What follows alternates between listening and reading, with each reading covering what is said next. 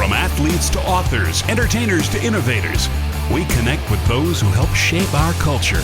Join us in revealing stories of their lives and backgrounds, their triumphs and tragedies that molded them into who they are today.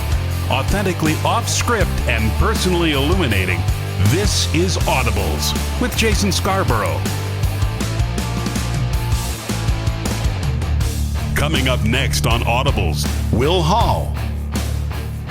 So a lot's happened since the last time that we sat down. So I'm curious to know through your eyes, it's been, 2.5 years, I think, since the last time we sat down. What's the last 2.5 years been like through the eyes of Will Hall? Oh, wow. A lot of work, a lot of relentless effort, a lot of holding on to the rope and really digging down and really believing in our values and why we believe what we believe. All that's been tested through the fire, because it's been a really tough build, really tough build.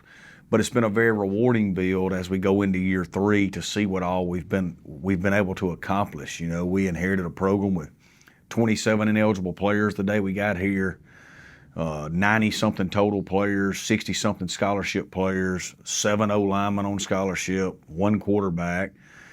And now we're coming off a spring semester where for the 4th time since we've been here, we set the football GPA record. And we're up to 115 players. We've got 85 scholarships. We've got 17 O-linemen on scholarship. We won 3 our first year in a really tough season as we built it, and then we win a bowl game in year 2, first time since 2016. So we're really proud of what our kids and players are doing off the field, the way they're acting. We're proud of the way we've recruited. And I think from this point forward, we're going to be able to play good football. Now, we're always going to play a really hard schedule here at Southern Miss. That's our mantra. So, whenever that season comes where we have good health and the ball bounces our way, I think we're in the position to where we could have a special season over the next few years. You talked about fire and being tested a lot. You guys were coming in when a lot of college athletics and primarily, college football, it was affected by COVID the year before. So you were inheriting a team and a program that had to deal with all of that too. So what challenges came with kind of getting back to normal as it relates to kind of get back on track after COVID? Yeah, it was a perfect storm, if you will. This staff came in off of COVID in a year where this program had, I think, 4 football coaches in 1 year, head coaches, and the transfer portal just came into existence. So there was just a mass exodus from this place, and it was in disarray. And that's no knock on anybody. If any business that has 4 leaders over a calendar year is going to be in disarray, and the employees in that business are going to be fleeing if they can.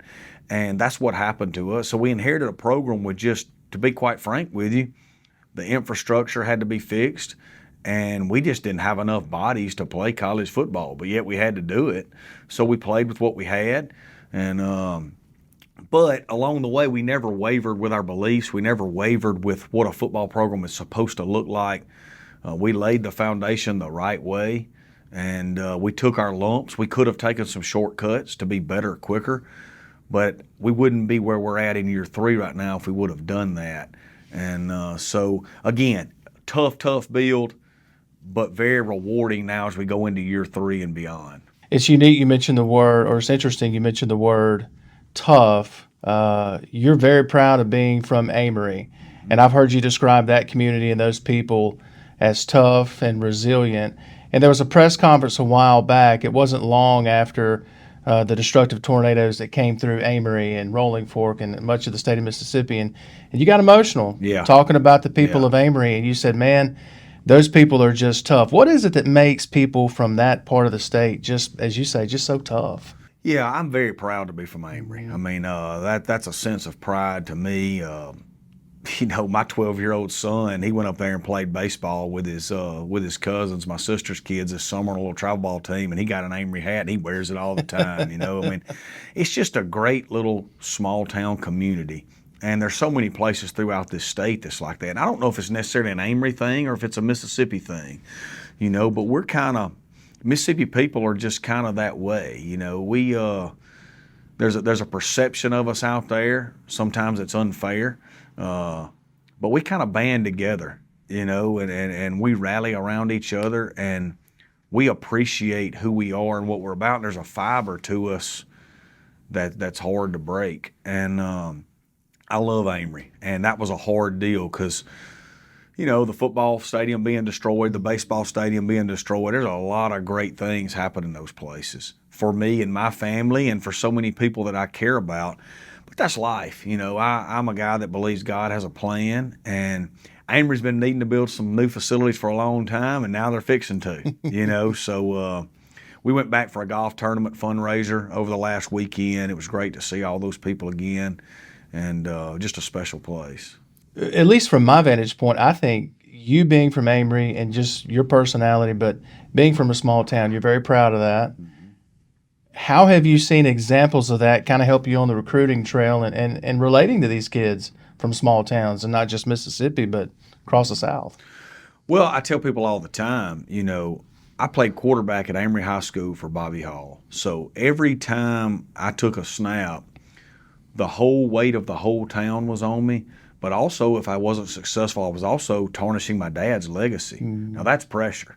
That's more pressure than I feel being the head coach here.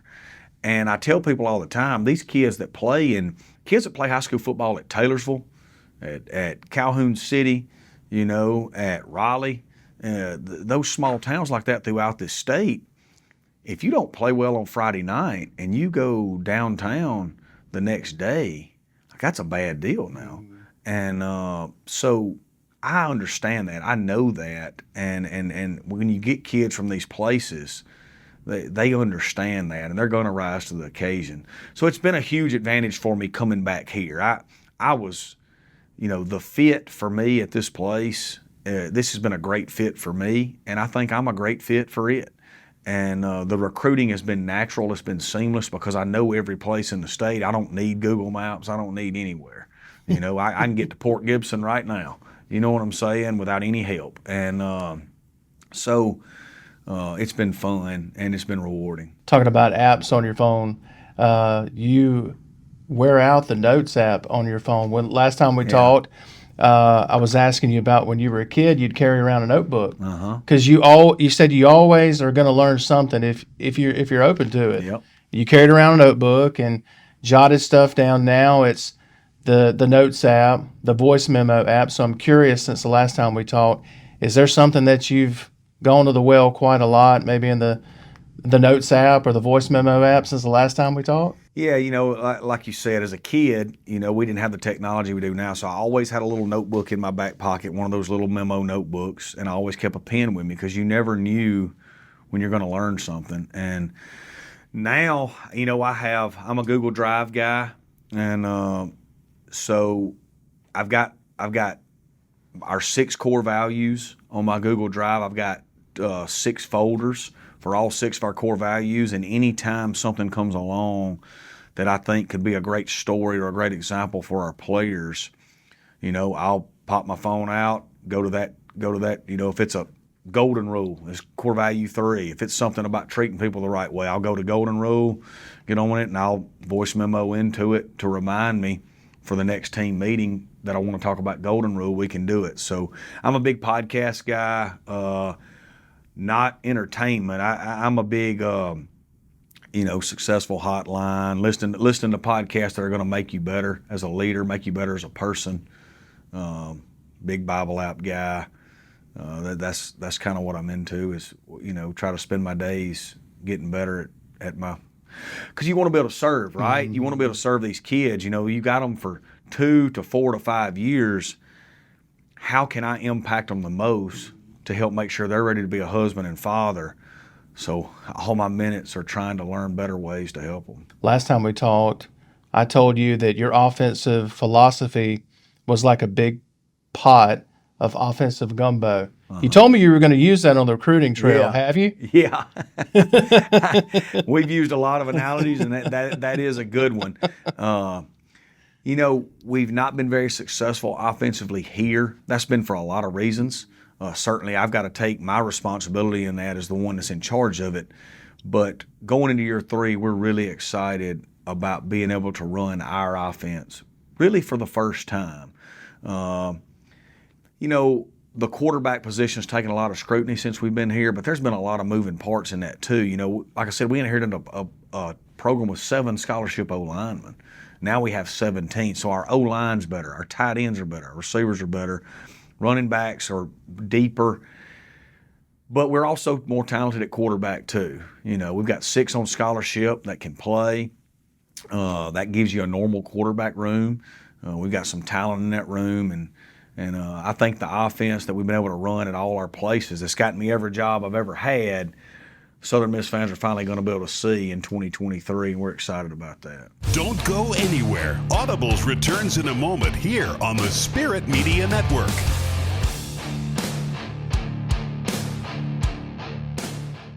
Wendy's new breakfast 2 for $3 is so good, the crew is giving every combination code names. I got that sauce biscuit and some Tay-Tays. More formally known as sausage biscuit and small seasoned potatoes. Bis squared. Egg and cheese biscuit and sausage biscuit. 2 biscuits. I'm impressed Tyler knew what squaring was. Cup of dubba java. It's 2 coffees. Cup of dubba java. No matter what you call it, Wendy's breakfast is that breakfast. Choose wisely. Choose Wendy's new 2 for $3 Biggie Bundles. When life is unpredictable, choose Express Care Summerall to get the medical help you need. We're the only clinic in Summerall open 7 days a week. We also offer the convenience of drive-through accessibility and walk-ins with no appointment necessary. Our nurse practitioners Sarah Dawn Locke and Kobe Smith welcome you to our location on Highway 42 next to Fox's Pizza. Find your new primary care provider, Express Care Summerall, where your health care matters.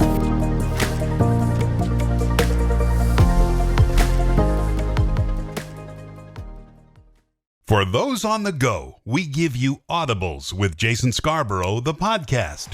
What are we listening to? Are we listening to a playlist? Are we listening to a podcast? What a great question. Listen to our intimate interviews with guests on your favorite podcast platforms, including iTunes, Google Play, Amazon Music, Spotify, TuneIn Radio, and so many more. Do you ever look back and say, you know, my life, the story could have ended up differently had it not been for your grandparents? Incredibly different, for sure. Plus, you'll hear behind-the-scenes commentary on each guest, interview preparation, location, and so much more from Jason himself. Do you have a favorite Coach Bowden story that you can share with us? I can tell you this, what you see with Bobby Bowden is what you get. Check out Audibles with Jason Scarborough, the podcast, on any of these popular podcast locations and hit subscribe, download, and enjoy. Now, back to the show.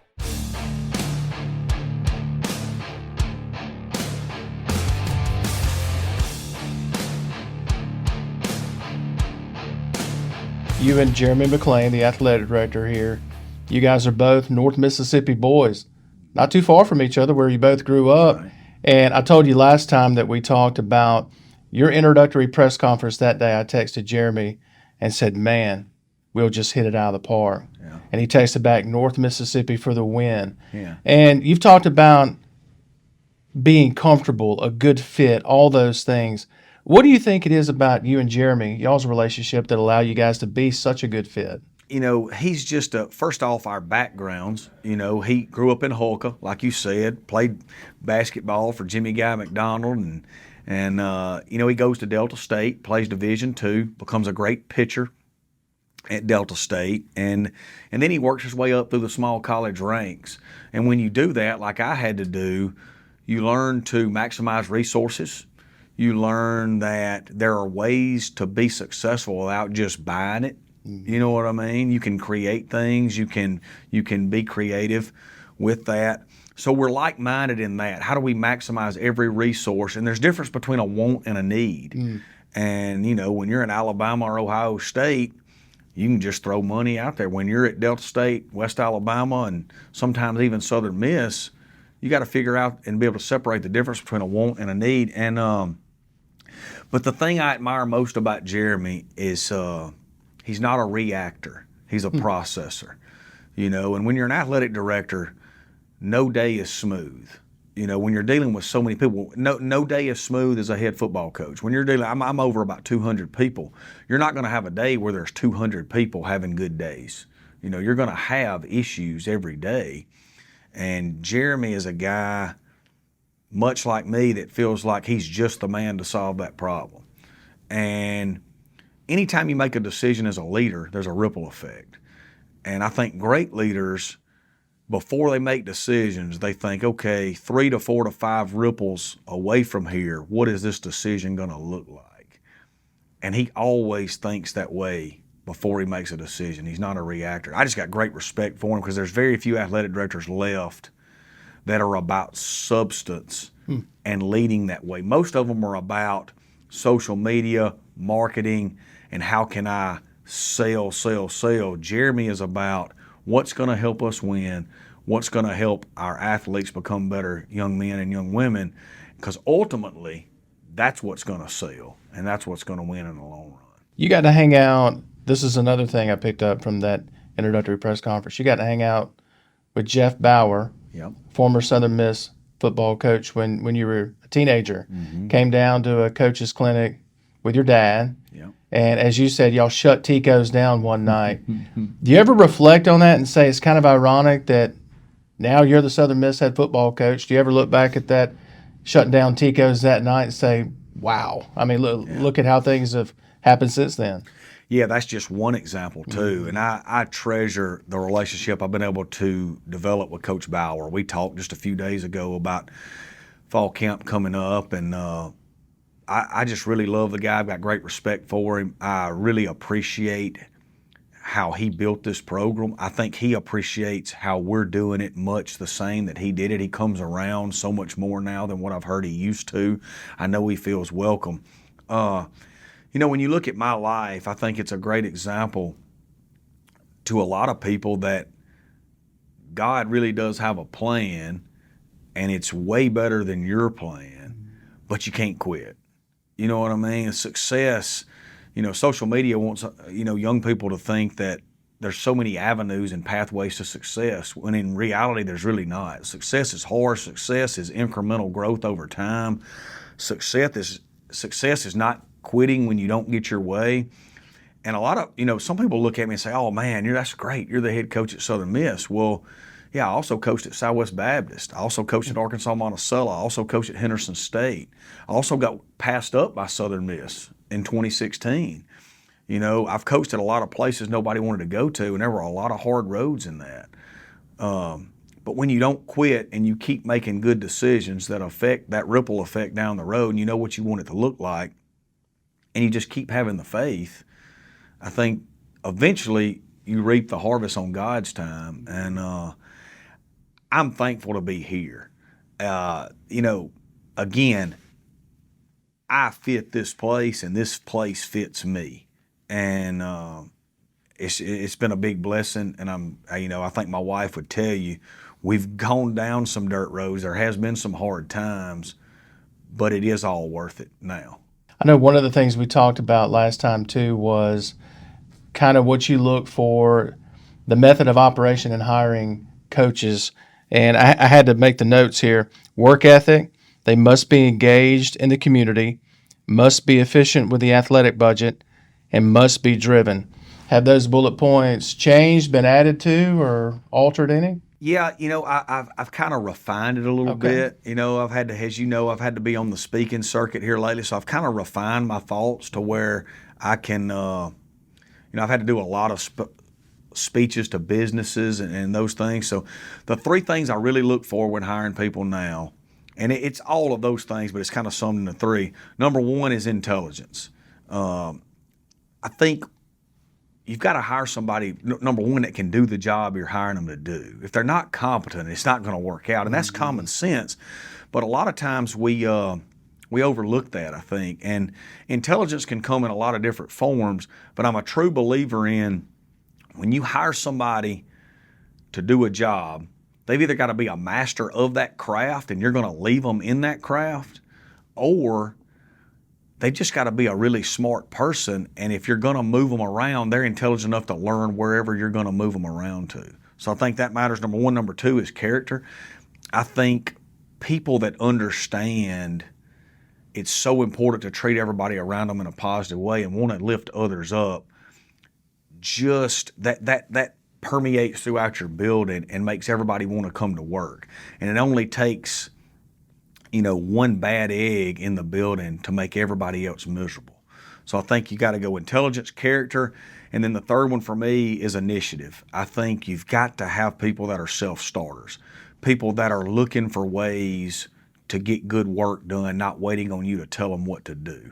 So those are my three things, man, and I don't bend on that. Then depending on the actual criteria of the job, I'll venture into more specifics for it. But we got to be competent, we got to have character, and we got to be self-starters. You talk a lot about that first season and learning a lot in that first season because you were, as you said at the beginning, inheriting a lot of stuff is probably the best way to put it. What was the biggest lesson you personally took between year one and year two in your time here at Southern Miss?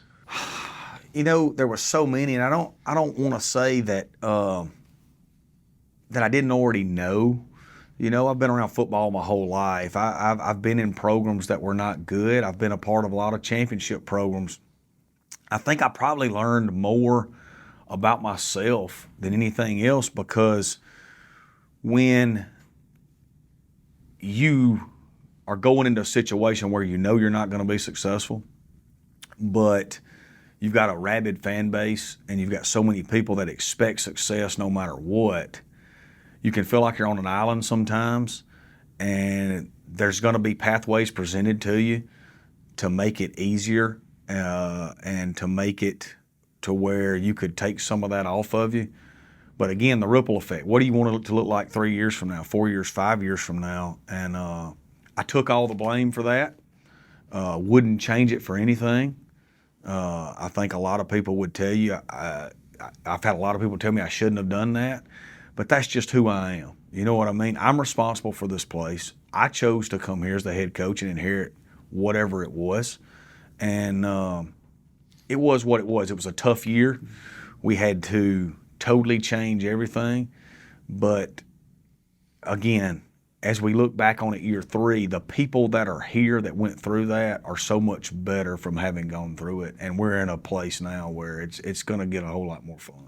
Your path here, there's two names that college football fans know when they hear it, and there's two names that mean a lot to you. Mike Norvell, used to be at Memphis, now at Florida State, and of course Willie Fritz down at Tulane. What do those two guys mean to you? Yeah, Mike was a friend of mine, or is a friend of mine, but we had known each other. We played against each other when he was at Central Arkansas and North Al. We kind of kept up with each other. We were both overachievers as players. My college roommate, Chip Long, ended up working with Mike at Arizona State and previously at Memphis. So I got to know Mike better through that. Mike hired me at probably the low point of my career. I had left being a D2 head coach and was very successful to jump on this Division I quest. And that's what me and my wife call it, a quest. And why the word quest? Because I don't know, man. That's what it was. A quest is... when you think about growing up as our age, Legend of Zelda and all that, your quest, man, you got to go through mountains and caves and dirt roads and jump over trees, and this was certainly a quest. But we had gotten fired at Louisiana Lafayette in 1 year, or University of Louisiana in 1 year, and I had 2 months left on my contract, so I'm 2 months removed from uprooting my family in a very stable situation with a very promising career, and 10 months later we're without a job and having a hard time finding one. And Mike hired me with about 2 days left of a paycheck, and went to Memphis. Mike had been really successful. We see the game similar, but yet there are differences.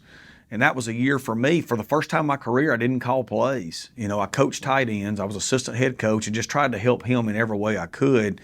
And was able to sit back for a year, really reassess if I ever get a shot again, what is that going to look like? And kind of reinvent myself. And treasured my time there, loved that, and very, very proud to see him at Florida State. Mike's gone through what we went through here. Mike inherited a situation at Florida State that was so hard, and he never changed. And he's reaping the rewards of it now as well. So, yeah, I appreciated that. Don't go anywhere. Audibles returns in a moment here on the Spirit Media Network.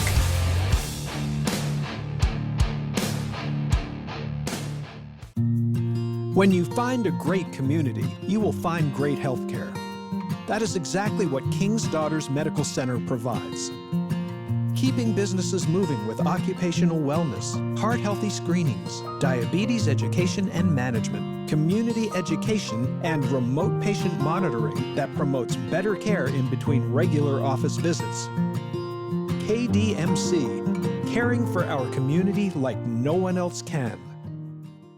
Family owned and operated since 1986, Lakeside Molding has become the trusted source of architectural products throughout the South. They offer fine interior architectural moldings, custom millwork, and cabinet doors designed and handcrafted in Flowwood. Their showroom on Lakeland Drive is stocked with today's most sought-after interior details, including corbels, post, fireplace mantles, bath vanities, mirrors, and much more. Tim Shoemaker and his staff work closely to meet client needs for new construction, restoration, and remodeling projects. Lakeside Molding, where details make the difference.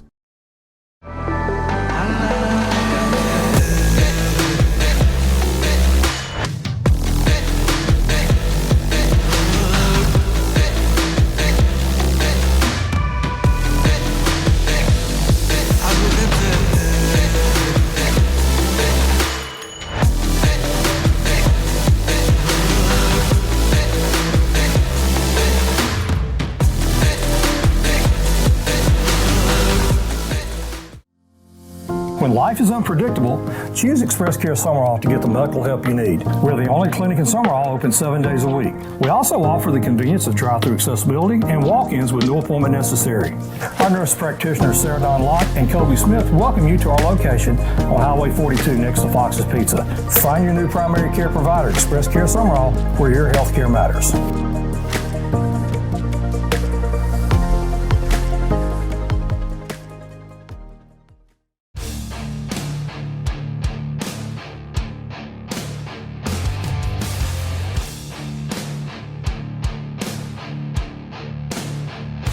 Name, image, and likeness. That was really starting to nose to the surface a great deal last time we talked, and now it's just seemingly changed the landscape of college athletics. And this is a question I've waited 2.5 years to ask you because I'm curious, with your background playing for your dad at Amory and then going on to play, winning the Harlan Hill Trophy. I mean, you've got a long history. Like you said, you were dropped off at a field house when you were 5. Mm-hmm. Haven't really left since then. So through your eyes, the good, bad, and the ugly, how do you view NIL? Yeah, well, the good is it's a resource for these kids to make more money. And that's the goal, right? You know, we all go to college to work hard and put ourselves in position to better our lives and the style of life that we want to live. And that's why you go to college. And so now these kids have got an opportunity to do that a little bit quicker, mm-hmm. if you will. And I think it's right. I do think that there has to be some governance on it from a standpoint of, you know, anytime you're getting paid, there's rules to it. You know what I mean? You have rules over you. I certainly have rules over me. That's the when you boil it down, that's the essence of having a job. There's criteria you have to meet, and so we've got to get some rules. The people that make those rules are way above me, but they've got to get together and govern it a little bit. But I'm excited. NIL doesn't bother me like it does. There's a lot of people that are all up in arms. It doesn't bother me. We're in a good situation at Southern Miss on the Group of 5 level. We're probably at the forefront. We do have some kids that are reaping the benefits of it. I'm happy for them. We sell it, you know, in our program that, hey, if you're from Mississippi and you've already developed a brand, coming here, you're just going to be able to bring that brand with you. Whereas if you go far away, you're going to have to recreate a brand. Mm-hmm. So I don't have issues with it at all. I really don't. I do think we've got to have rules. Mm-hmm. You know, that would be my only thing is I would hope over the next few years that we get some rules. I'm curious. This is another question I wanted to ask you. So back when you were playing, yeah, if NIL was present, what kind of NIL deal does Will Hall get? Shoe company, restaurant? What were the interests back then? What would you have liked to have an NIL deal with young Will Hall back in those days? Young Will Hall, yeah. I would have thought it was really cool to have my name on NCAA college football. Oh. But no, I would have had I guess, man, Bill's Hamburgers, Country Boys Hamburgers in Amory, Mississippi. There you go. Going on to North Alabama, Stag's Burgers downtown was a big place that we used to. Riccatoni's downtown Florence. I'm giving some people some plugs right now. That's still my favorite Italian restaurant in all the world. I'd have liked to have had some NIL free meals from there, but. So you'd have been fine just with product, is what I'm hearing. Yeah, maybe a little cash. Yeah, I mean, I would have taken that too. Yeah. I mean, like us all. I mean, that's what people don't understand with NIL is these kids are just kids, just like we are. So I mean, if they've got a chance to make some money, they're gonna take that. That doesn't even mean they're kids. That just means they're human beings. That's right. And so I think it's good. I think it's a positive. I just think, just like I have to have parameters that I have to meet in order to keep my job and keep getting paid by Southern Miss. You have parameters you have to meet. We got to get some rules there where there's some parameters, and parameters are not a bad thing. Structure and organization is good in all phases of life. Another hot button topic: transfer portal. Yeah. If you were over all of it, let's say that Will Hall, it stops with you, it starts with you. The good, bad, the ugly, what would you change about it? What would you perfect, if anything? Yeah, so that's another issue that I'm not against. I was a transfer. Yeah. So like I transferred as a player.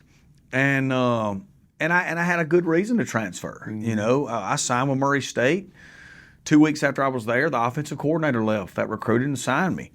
And then the quarterback that was in front of me was a year younger than me. Mm-hmm. So unless he got hurt, I was never going to be the starter there. And I wanted to play somewhere. And the offensive coordinator that I wanted to play for wasn't there anymore. Well, those are legitimate reasons to transfer. Right. And I transferred and had the time of my life.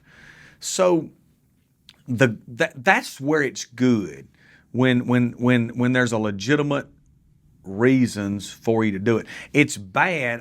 When it's bad, I compare it to, you remember about 15, 20 years ago, I guess when we were younger and you could leave straight from high school to go to the NBA. Mm-hmm. And there were so many young kids that would do it and they wouldn't get drafted and then their career was over. Mm-hmm.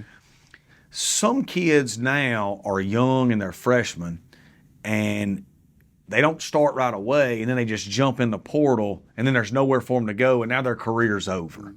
So it's very similar to that. So you do have some bad to it too. But I think for the most part, it's good, and it'll settle like everything does. If I could change it, I think that I would put some little more timeline issues probably with it. I think. And then the big problem with it is when you're recruiting a transfer, there's nothing binding. Mm-hmm. So if you're a transfer and you tell me you're coming to Southern Miss, I can't sign you. I can sign you to a financial aid agreement, but that doesn't bind you to me or me to you. Mm-hmm. So now I'm counting on you coming to play for me in the fall, but really, you're still a free agent. Mm-hmm. So I think there's got to be some way to bind transfers to the school and the school to the transfer. It protects both parties. You commit to me as a transfer, not only can you still be recruited, but I would never do this. It's not my character. But there's a lot of coaches out there that change their mind and now you're left high and dry. So again, we need a little more refinement in the commitment and binding process of it. I feel like with the transfer portal and with NIL, like, it got here quick, and it seems like maybe the folks that are above our pay grade on those decisions, maybe they weren't ready for it. I don't know, because it was like water out of a fire hose, and now guys like you and guys like Jeremy here and so on and so forth are kind of having to sort through it. So it'll be interesting to see how that fleshes out. I want to go back to the gridiron. You guys, now help me if I have this number right. Last year, you had 71 freshmen and sophomores. Is that right? I can't remember the exact number. But somewhere in that vicinity? Yeah, we were really young. Coach, that's young. How in the world do you build chemistry with that? Well, so you got to look at that now. That's true freshmen, redshirt freshmen, true sophomores, and redshirt sophomores. Mm-hmm. Okay? But that's where we were at. Mm-hmm. So, all of those kids had been in our program at least a year, except for the true freshmen. So they've been in our culture. For us, when a kid goes through spring and summer, that's the time where you're really, every day, every workout we do here, every speech that I do is going to be centered around 1 to 2 core values. And so we're constantly harping on it every day. We're pointing out when people are living those out and rewarding them. We're calling them out and punishing them when they're not. So it's no different than raising kids. You don't all of a sudden snap your fingers and your kids are raised the way you want them. Raising kids is a little bit every day. It's consistency. And so, we were young, but when you build a program, if you don't take shortcuts, you're going to be young at some point. Well, now we're in year 3 and we're older. And we've got kids that have been in our program, and I feel like, we're in a better setup. Better setup. That's a perfect segue. Fun Belt, part of the Sun Belt now. How do you see being a part of the Fun Belt? That's what I call it, the Fun Belt. I think a lot of people call it that. Yeah. Do you feel like being a part of the Sun Belt positions you guys, not just here at Southern Miss, but specifically even with the football team too, better on a national stage to compete nationally, to get that national spotlight? How do you feel it positions you guys? There's no question. I mean, obviously I'm prejudiced, but we feel like the Sun Belt is without question the top group of 5 football conference in America. It is without question the top group of 5 baseball conference in America. So even if you say the Sun Belt's not, you at least, they're in the argument with you. You know what I mean? Like, we are in the conversation, and in my opinion we are, and we're moving that direction. With the way college football is changing, in 24 and 25, with the 12-team playoff model coming and the top 6 conference champions, highest ranked, being able to go to the playoff, we feel like we're in a position at Southern Miss from a recruiting standpoint and from a trajectory standpoint. We feel like we've got a better chance to make the playoff than anybody in this state, and a lot better chance than some people even all around the southern region. Because if we win I feel like the Sun Belt champion is going to be in the playoff. And so that's a lot to sell. And I'm excited about it. I think it's going to change the landscape of college football even more than people think it is. Because you get in there with 12 teams, you're in now. And you win 1 game, and now you're down to 8. You win 2, now you're down to 4. And then it gets really interesting. So I like our recruiting footprint. I think the Sun Belt has a great short-term plan and a great long-term plan. We've got like-minded institutions with great leadership. And it's been one of the best things to happen to Southern Miss in a long, long time.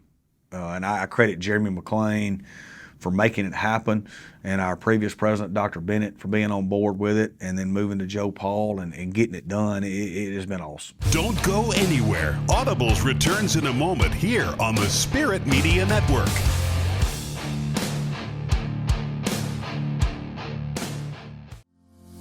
When life is unpredictable, choose Express Care Summerall to get the medical help you need. We're the only clinic in Summerall open 7 days a week. We also offer the convenience of drive-through accessibility and walk-ins with no appointment necessary.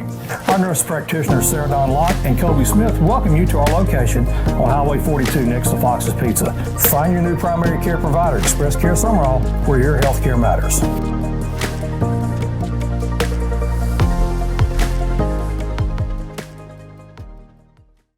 Wendy's new breakfast 2 for $3 is so good, the crew is giving every combination code names. I got that sauce biscuit and some tay-tays. More formally known as sausage biscuit and small seasoned potatoes. Bis squared. Egg and cheese biscuit and sausage biscuit. 2 biscuits. I'm impressed Tyler knew what squaring was. Cup of dubba java. It's 2 coffees. Cup of dubba java. No matter what you call it, Wendy's breakfast is that breakfast. Choose wisely. Choose Wendy's new 2 for $3 Biggie Bundles. Family owned and operated since 1986, Lakeside Molding has become the trusted source of architectural products throughout the South. They offer fine interior architectural moldings, custom millwork, and cabinet doors designed and handcrafted in Flowwood. Their showroom on Lakeland Drive is stocked with today's most sought-after interior details, including corbels, post, fireplace mantles, bath vanities, mirrors, and much more. Tim Shoemaker and his staff work closely to meet client needs for new construction, restoration, and remodeling projects. Lakeside Molding, where details make the difference. Quality of life is about lifelong care. Your family's health care is important to you, and that's important to us. King's Daughters Medical Center is here for your family in every stage of life, from the excited new parents, adolescent and teen years, to the big day. Walking alongside of you in life's journey, living a healthier life. KDMC.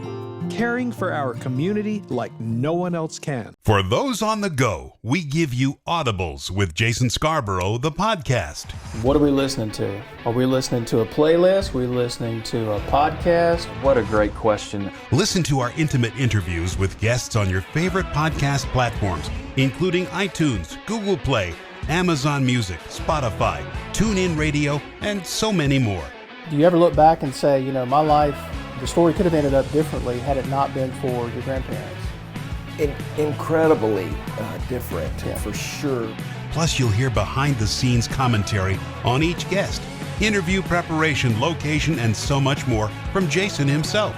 Do you have a favorite Coach Bowden story that you can share with us? I can tell you this, what you see with Bobby Bowden is what you get. Check out Audibles with Jason Scarborough, the podcast, on any of these popular podcast locations and hit subscribe, download, and enjoy. Now, back to the show.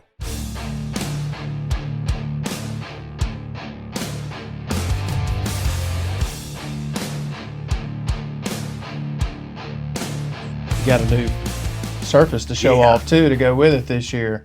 I was talking with Mary here in the athletic department yesterday and talking about how that's going to pop on TV when football season rolls around. So one of the things that we discussed last time was you went in great detail about your faith being a major part of your life. You've talked about it so far here. How does it play a role in Will Hall's life now as we sit here? Oh, God. I don't know. I mean, I don't know without it. I think anytime you're in a leadership position, anytime your back's against the wall and you've got to make a tough decision, I think you're going to lean on one of two things. You got to lean on intelligence, or you got to lean on faith and morals, whatever that looks like for you. And I lean on that a lot because I believe that Jesus came and died for our sins, and I believe I'm going to heaven because of it.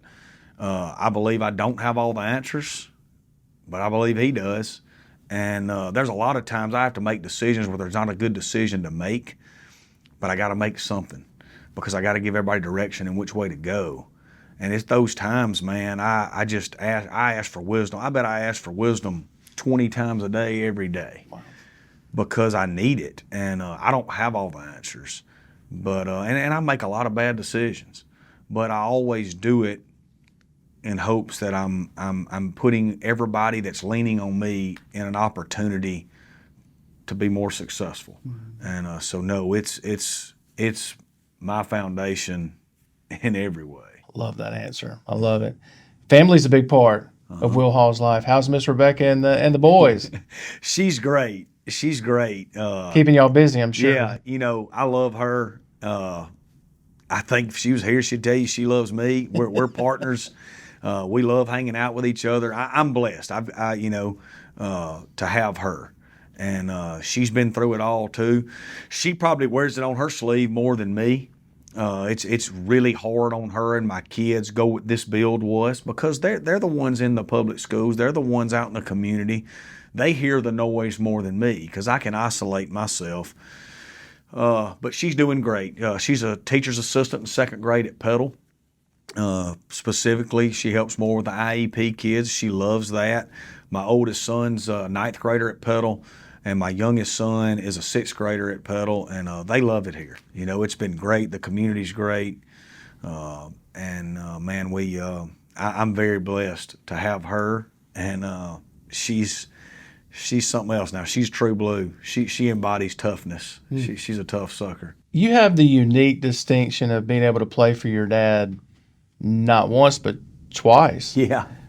Right? Tupelo Fire Ants, was that the team? That was it. Do you ever think, it's got to cross your mind talking about your boys, how cool it would be? You might have the opportunity maybe one day to coach them. Has that ever crossed your mind? Yeah, I mean, I guess to say it's crossed my mind, yeah, but I'm a big, the thing I want for my boys is I want them to treat people the right way, and I want them to be competitors. Now, what does that look like? I don't know. I want them to have passion about something. My dad used to always say, and I love this. I don't know where he got this, but I love this. He used to say, whatever you choose to do with your life, if you've got passion, get on your knees and thank God for it. And if you don't have passion, get on your knees and ask God to give it to you. Ooh. And with my two boys, if they choose to go the football route, good for them. That football's been so good to me and my family. I believe in football and what it teaches.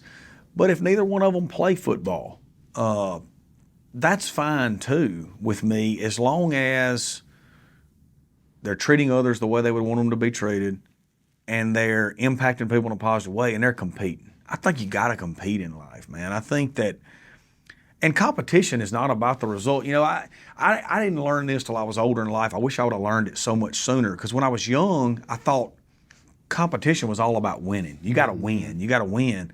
Competition's about the journey. Put yourself in an arena where you might not win, like we did in year one here, and see all the growth you're going to get from it and how much better you're going to be from it when you move forward. And so I want them to be competitors. I don't want them to be afraid to compete. I want them to put themselves in the arena. And along the way, I want to make sure they understand that you're going to impact everybody you come in contact with every day. And it takes the same amount of energy to be ugly to somebody as it does to be good to them. So why not be good to them? Why not make somebody's day better? And that's my two things, with my two boys. I love that quote from your dad. You know how much I love your dad. Yeah. I love Bobby Hall. Yeah. So I really love that quote. And talking about your dad, so I got to ask this, because last time we sat down, I still want an invite to the Will Hall Man Cave, because you told me this story when you were younger. You would get like 4 or 5 TVs and run all this coax cable, because back then, when you and I were growing up, we didn't have all the games everywhere. Yep. You didn't have all these channels. Yep. So you had to basically do what you did. You'd find 4 or 5 TVs, run all this coax cable, and get you guys set up to have 4 or 5 games going on a Saturday. So what's the Man Cave like? Have you started on the Man Cave yet? Well, so yeah, we have. My wife, we bought a house in the middle of town in Hattiesburg with some land in the back of it, and I'm blessed. My wife built us an unbelievable backyard, back patio setup. So we got a good little setup back there. We do. Yeah. I had to ask that after that coax cable story and everything. Yeah. So what does success look like in your eyes for USM football in 2023? Eventually, we've got to get back to winning conference championships. Eventually, we've got to get in that position to where we're making that college football playoff. That's the goal, because that was our vision since we came here. We want to be the best group of 5 football program in America, and we want to develop real men. Well, we're developing real men. I can tell you, as we go into year 3, we are doing that. Being the best group of 5 football program in America, we're not there yet, but we are moving towards it. And this year, we've got what's ranked by most pundits as the hardest group of 5 schedule in America. We've talked about some of that already. We play in a really tough league, but we're going to be able to play. We're going to have our fair shot in all of our games. So what does success look like? I'm not going to give you a number. We need to keep moving towards that vision of being the best group of 5 football program. We don't need a setback, So we need to be in the conversation in the Sun Belt. If we win the Sun Belt and we become the best group of 5 team this year, that's great. But at a minimum, we need to at the end of this year, we need to be able to say, hey, you know what? We're still headed there. We're driving towards it, whether we get there right now or not. And because I don't think we're a finished product. I really don't. And sometimes if success happens too quick, it can skew your thoughts and everything. And you got to go through the process. And I think we're on the right track. Last time we talked to you, had told me about, or I'd heard you say it somewhere about you wanted to be a Division I head football coach by the time you were 40. You checked that box off. Yeah. What are some of the check boxes that you want to check here at Southern Miss? Yeah, for me, I want to get us back to being that. Mm-hmm. I do. I want our fans to be very proud of it. Another thing for me that makes me probably different than anybody else can be the coach here is, and I actually said this last night at a fundraising event, I don't want to, if somebody's an Ole Miss or a State fan or an LSU fan or whatever, I'm not trying to change them. But at the same time, when we're not playing your team, root for us. I'm trying to get Mississippi. I want to be Mississippi's team from the standpoint of we're doing it with Mississippi kids. We're doing it with core values and morals and building a program with the fiber that resonates everywhere throughout this state. We got a little bit of Delta in us. We got a little bit of Hill Country in us. We got a little bit of the Black Belt in us. We got a little bit of the Pine Belt in us. We got the Coast in us. Like, I want us to be where, if you graduated from somewhere else and that's your team, that's fine. But if we're not playing them, man, root for us because we're doing it in a way that you can be proud of. Mm-hmm. So for me, it's a little different. I want us to become that, and I want us to get back to being the best group of 5 football program in America. And I want Southern Miss to be on the forefront again. And when Scott Berry retired this year, watching all that, it kind of hit me. What a legacy he's got, And when you're, when it's all over and it's all said and done, that's really all you got. Is what did you leave behind? Who did you impact? And are your values and the way you chose to treat people, is that going to be passed on? And I think we got a chance to do that here. My final question for you. I've heard you talk about your mom, Miss Jan, a lot. She passed away 6 years ago. What would Miss Jan think about all of this? Because she knew the grind. Yeah. Dad knows the grind, Bobby Hall. What would Miss Jan think about all this? Oh, man, Jason, you shouldn't have done it. She'd be proud. Mm-hmm. She'd be proud. She was a special human being. She was a great leader in her own right too. She ran nursing homes. She ran therapy groups all over the state, and she did it in a much different way than my dad did. I think Dad would tell you he learned a lot from her, and she never had. She always impacted people in a positive way. She was a giver, and she'd be really proud. She'd be proud. I've heard a lot about her from obviously your dad. Yeah. So I've heard a lot about her. Yeah. So I had to ask. And mamas and grandmamas and wives, I tell you, where would you football coaches be without mamas and grandmamas and these wives? I tell you, they are a special group of ladies. And this has been fun to watch this ascension for you. Yeah. We followed each other on Twitter for a number of years, and obviously known your dad for a long time. And a lot of people are rooting for you. I hope you know that. Well, I appreciate that. And I sure am rooting for you too. And I wanted to do part 2 for a long time. And this is a busy time of year for you. Yeah. So thank you for doing this, and I hope we get to do it again. No, I appreciate you, and I appreciate, anytime we can get publicity at our level, the group level, it's big. And so I appreciate all the positive publicity you give us because, like I said, we are doing it the right way, and we're doing it in a way a lot of people can be proud of. And I can't wait to see. It's been 3 years since the last one. I can't wait to see what 3 more is going to look like. I'm right there with you, man. I appreciate you, Coach. Thank you so much. You ready to go? Where do you want me to look? Just to me, just like we did last time. Never look at the camera? You can if you want to, but I mean, it's just... Me and you are having a conversation. I'm good. Yeah, it's just a lot like last time. Just we're filling in the gap between then and now. Okay. Thanks for watching. We'll see you next week for another episode of Audibles with Jason Scarborough.